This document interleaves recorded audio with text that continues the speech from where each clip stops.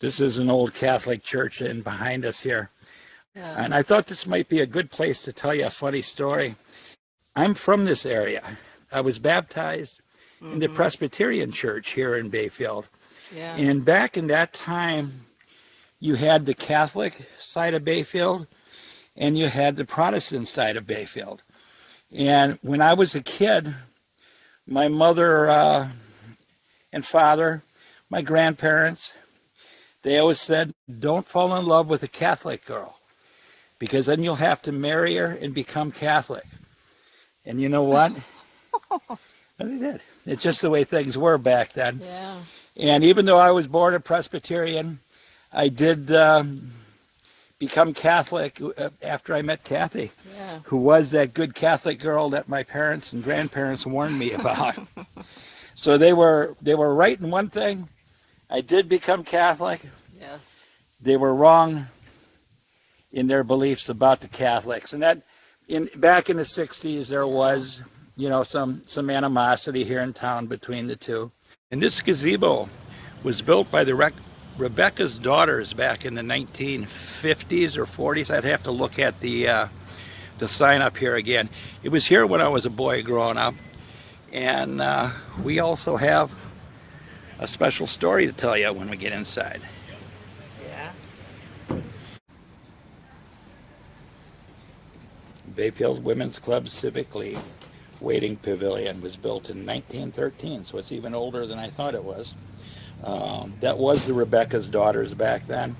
I think that's not politically correct any longer, so they changed the name to the Bayfield Women's Civil League. And it's in the National Register of Historic Places. It was right here in this gazebo 34 and a half years ago that Kathy and I were married. We eloped. We snuck into town. I didn't live up here in Bayfield anymore. Yeah. I was down in the southern part of the state where I met Kathy. And we snuck up into Bayfield and eloped, and were married right here in this gazebo. And I had to pick witnesses off the street to sign it. And unfortunately, I picked a great couple that we've stayed in contact with over the years. And they were on their honeymoon. They were from the Minneapolis-St. Paul area, and they were up here on their honeymoon. It's a beautiful place to have a honeymoon, a beautiful place to get married.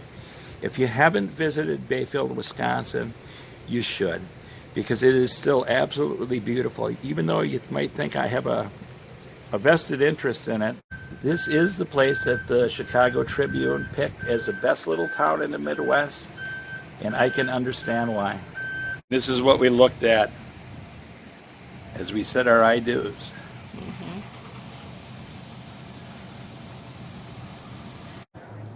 Yeah. Hi everyone. We're here in beautiful Tubac, Arizona, which is just south of Tucson.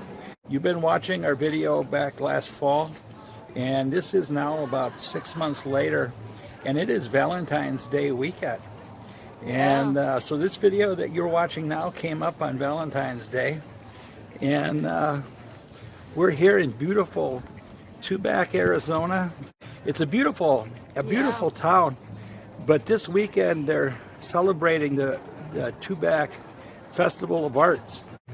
The Festival of Arts is the biggest art festival in the southwestern part of the United States. Wow. Just north of us is Tucson. This weekend, on Valentine's Day weekend, they're celebrating the world's biggest gem and mineral show. This is good then. There's chocolate shops here. Yeah. There's flower shops here. Ooh, that's where I have to go. So we have gems, jewelry, beautiful art, chocolate, and flowers. And it's Valentine's Day weekend. Yeah. And none of that really matters. Peace, hope, and love. A man much smarter than us once talked about peace, hope, and love. And that's all it takes. Me.